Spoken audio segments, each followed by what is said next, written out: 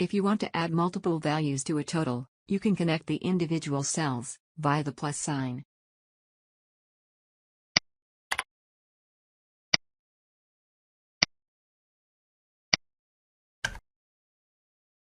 Alternatively, you can also use the sum function.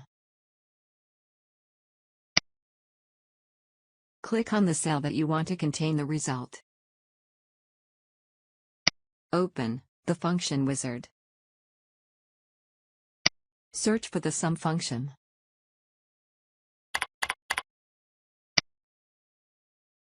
Mark the cells that you want to sum up.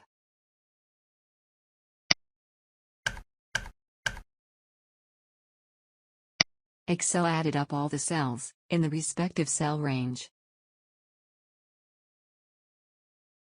You can also find the sum function on the Home tab.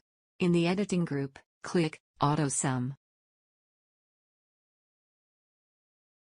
Excel inserts the sum function. Moreover, Excel highlights the cell range, which is added up. Then, press Enter. There is a third way to insert the sum function. Type equals sum, open bracket, in the result cell.